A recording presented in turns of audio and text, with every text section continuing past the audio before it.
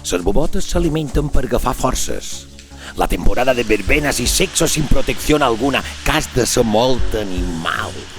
Però molt animal serà molt mal d'aguantar. Un cocinero de fama mundial, gran prestigio, Latin lover, set símbol, viniquí, que te rebentaré, un tio de lloseta, molt curro, però un inconscient, s'ha ofert per fer-se càrrec d'aquest desafió. Elaborarà una suculenta innovació dins del panorama gastronòmic mallorquí. Sobrassada de bobota verda. Uró!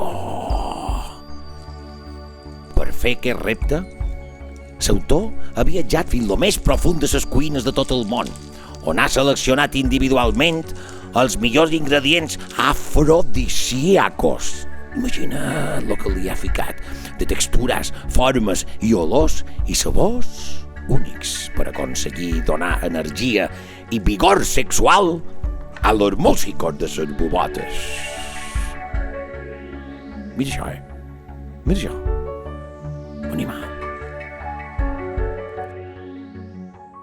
Els comensals, molt elegants, fan la seva entrada en un ambient solemne i distingit, triat especialment per l'ocasió.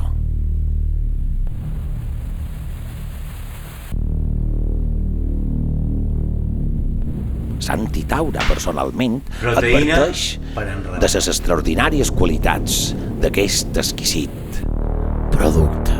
Mira això, Mira això. Uro, mare meva de l'ànima.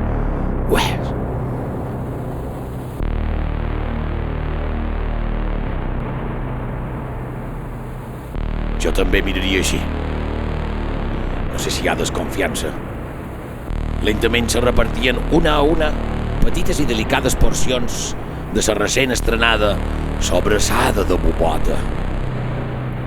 Mira com se fan els fins, ensumant, mirant, i després se mengen lo primer que els hi ve.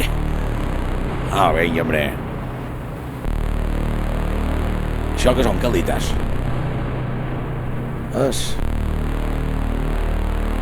Vinga, pa dentro. Uro. Mira quina cara. Tot anava sense cap ensurt, però varen trabucar el cap i això és el que va passar realment.